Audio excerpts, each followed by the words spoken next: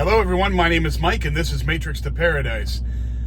The last time I talked to you, I was in California, in Modesto, getting loaded, and those guys were taking their time. I had a live unload in Stockton and then a live load right after that in Modesto, and both of them went overtime. I mean, way overtime. So I was very annoyed with the inefficiencies of those two places right there in California. Now, it's not just necessarily California specific for that thing, but I mean, there's other reasons why I don't like California too, but it just so happened that kind of crap happened to me in California this time, and I wasn't very happy with it. But it is what it is. It's trucking, you got to deal with that crap once in a while. Anyhow, so I finally made it to, let's see, that night, where did I sleep out at? I left there, and where did I sleep at? Oh, I slept down the road at the Del Taco Loves down the road in Santanella, California, just down the road from there. By the time I got out of there, it was like 7:30 at night, and I was like, there's no way I'm going to find a parking spot. And I pulled into the Santanella Del Taco Loves, and the reason I call it Del Taco Loves is because Loves has restaurants attached to them, and usually they're like Carl's Jr. or McDonald's or something like that. There's only one I found that has a Del Taco attached to it, so I'm like, hey, whatever. So it's a Del Taco Loves, just the only one I've seen. Anyway, I stopped there at Santanella, California, and stayed overnight there. And then the next morning, I took off and went to Kingman. I slept in Kingman last night, Kingman, Arizona. And then from Kingman, Arizona, I came down to here, and now I'm in Phoenix at the Crete terminal here. And here's next to a Crete truck here. Anyway. Oh, and that's that blue part there. This is if you could tell, okay, if you look at this trailer, see how the lines go,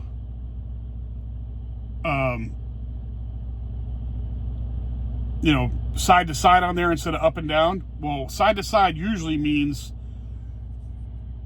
right there, usually means a reefer unit. Every time you see side to side like that, those lines going down the side that way, all the way down the trailer instead of up and down the trailer, that's usually most like 99.9% of the time, that's a refrigerated trailer. So that guy's a refrigerated trailer right there, and he works for Crete Carrier, but it's Schaefer Trucking. If you look at our doors, on the side of our doors of our trucks, it says Crete Carrier Corporation and Schaefer Trucking, and I always wonder what the hell they do that for. Well, the reason why there's three companies involved with Crete Carrier Corporation. It's Crete Carrier, Schaefer Trucking, and Hunt Transportation. Now, the reason Hunt Transportation isn't on the side of the truck here, on the side of all of our trucks like Schaefer is, and Crete, is because they go by a different DOT number. They give out specific DOT numbers. Why they didn't have it all combined, I have no idea. It's all business stuff. But anyway, Crete Carrier and Schaefer Trucking. Schaefer Trucking is their reefer part of the company.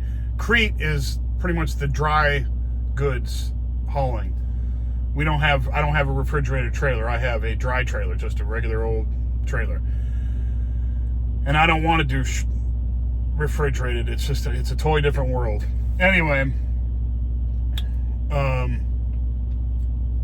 so I'm here in the terminal. I'm hanging out. This load doesn't unload until, right now it's nighttime on the 23rd. This load doesn't unload until 1:30 in the morning, because it's a live unload. 1:30 in the morning on the 24th, which is about, I don't know, it's now 5:48, so 7.5 hours from now. Well, I already got a nap, and I'll probably take another nap here soon, but I have to be up at 1 o'clock to drive over and get this live unloaded, and then I'm going to pick up my next load going to Salt Lake City. Well, not actually Salt Lake City. It's called Kearns, Utah. and I'm picking up chips again, like potato chips or something like that. The vacuum sealed bags of chips, and I believe it's chips, and going to Frito-Lay with them. So I'm driving. So I have to pick this up tomorrow morning, or tomorrow after I drop off this load. Now this other place is 24 hours, but it's a pain in the neck because you got to go in here and pick up this. You go into the office thing. It's not even an office, it's just a room with a door with a room, and you go in there and there's a computer in there, and you have to check in through the computer. There's no personnel in there to hand you your bills of lading. So it's a big hassle, but hopefully everything works out and I can pick up. It's just a drop and hook, but I need the bills of lading for it. I can't, nothing can go wrong. It's 24 hours, so thank God, because there's a phone in there that you can call, or you can call this number with somebody out of state that'll assist you and get the computer working if it doesn't work. Because I've been there like 3 or 4 times, and every time I go in there, it's a big hassle. It's a big pain in the neck. So now I've got it down to a routine to that place, and so I know exactly what to do.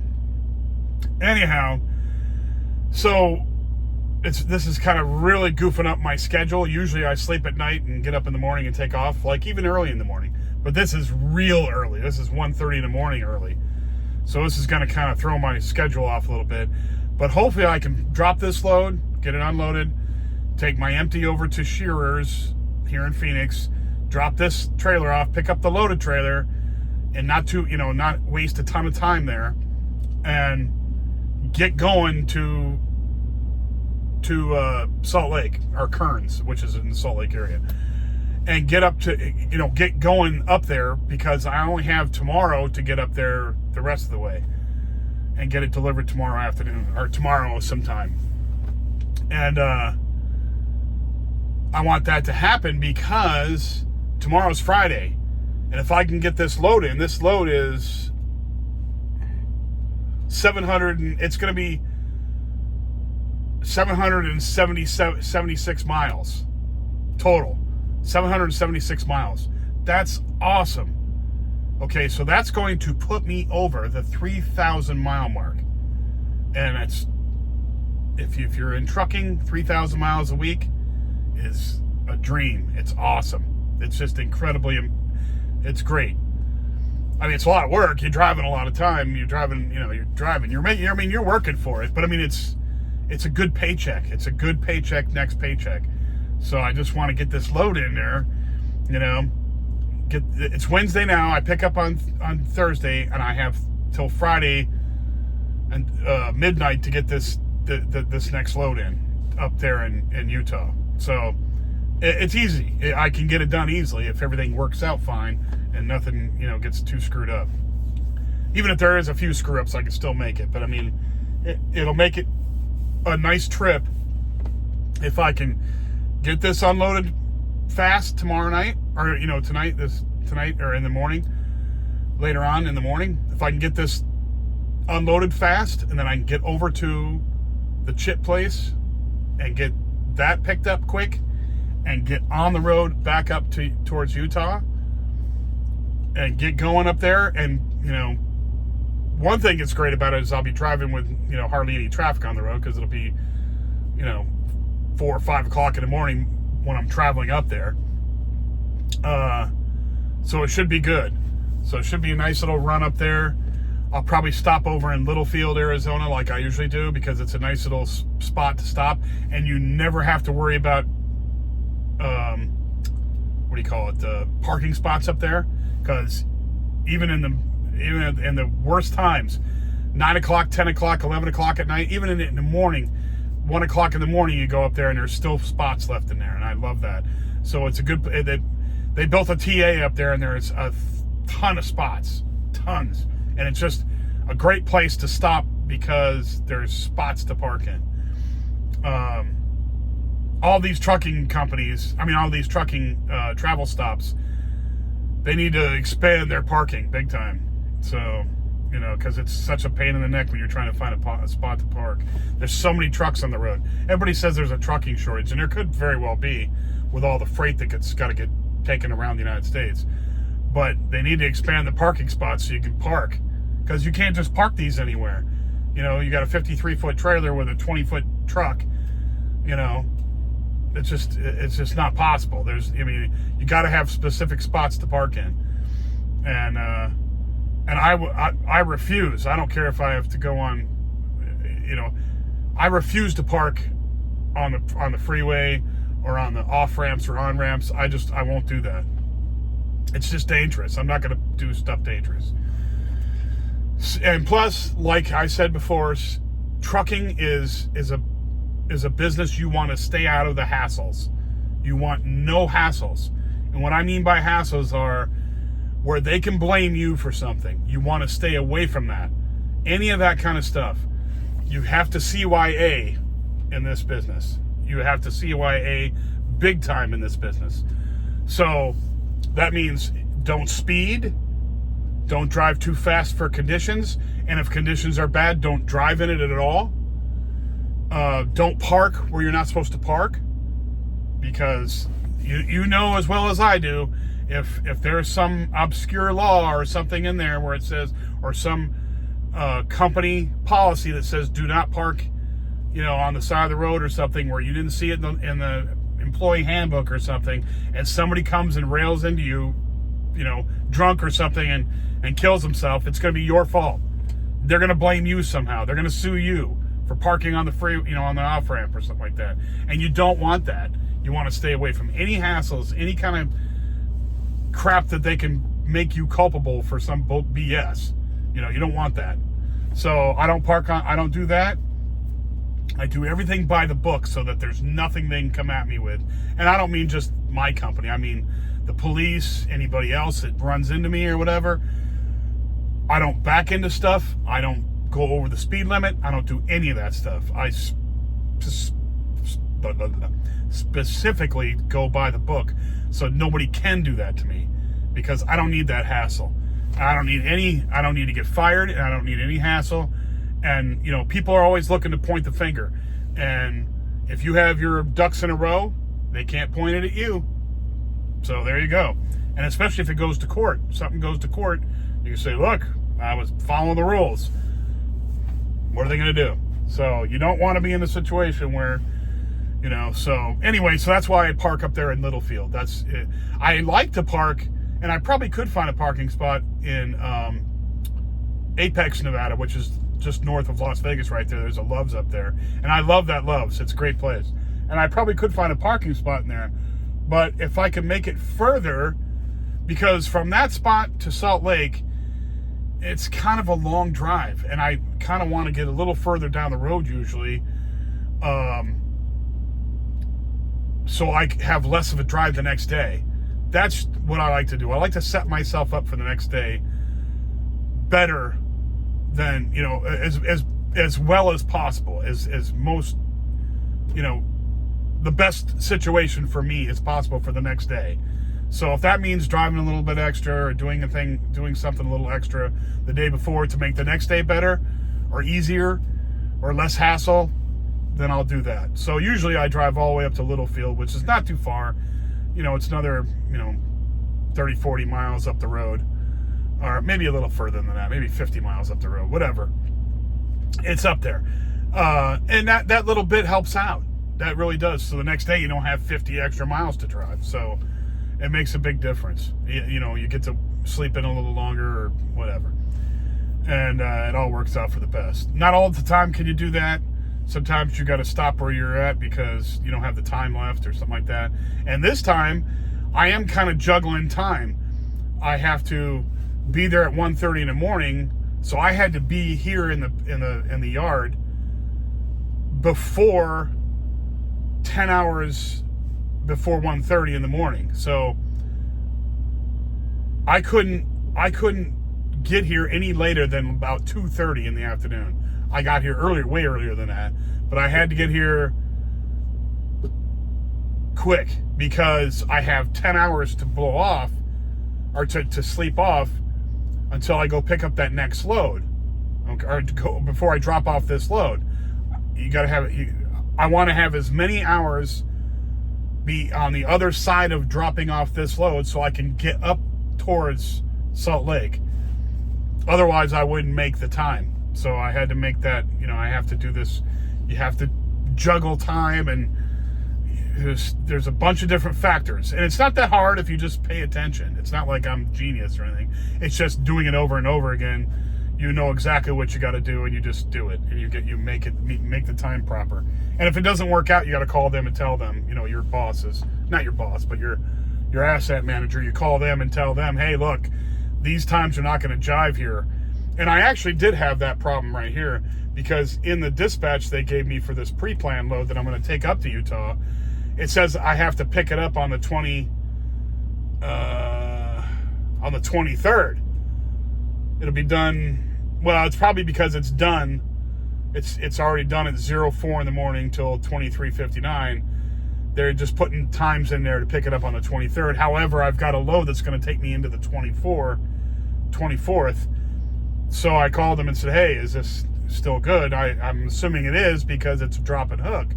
And they said, yeah, it's okay. And this place is 24/7, which I didn't know that. So they're 24/7, so you can pick it up, at any time during the day or night because it's already been loaded. I said, okay, cool. So I'm going to go in there.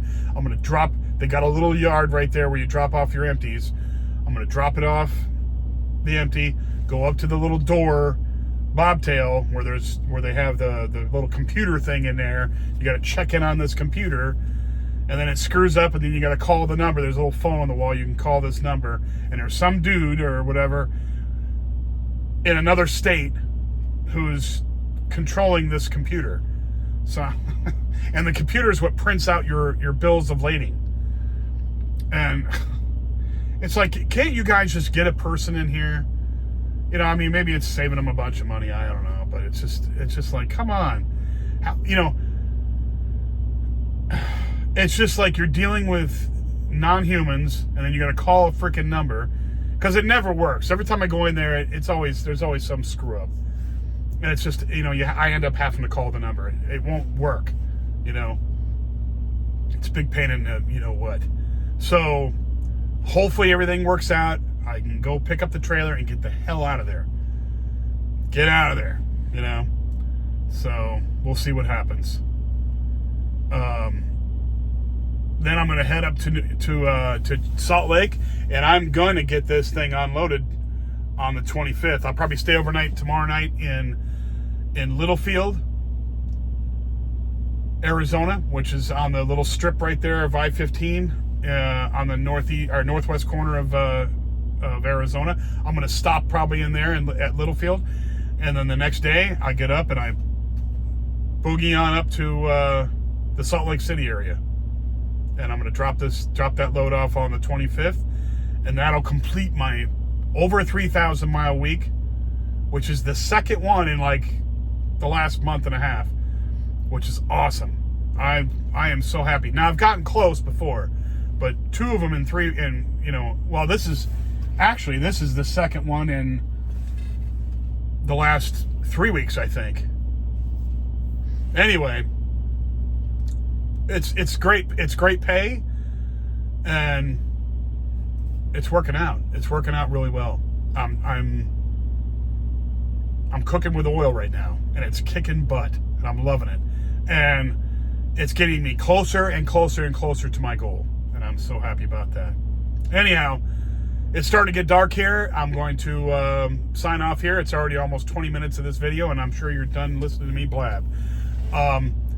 Thank you very much, everyone, for watching my channel. If you know anybody who likes travel, slow travel, trucking, escaping the matrix, making life changes, inspiration, all that stuff, anybody who likes that kind of stuff, watch my channel, pass it on to them. If you like the channel, hit the like button and subscribe. Subscribing does everything in the world. Appreciate it. It helps with the algorithm. It spreads it to other people. I love it. Thank you very much for watching, and I will get back to you on Friday, because today is Wednesday. So Friday I should be in Utah somewhere, probably at the Crete yard up there. and I will talk to you from there then. Thank you very much again, and I will talk to you soon. Bye now.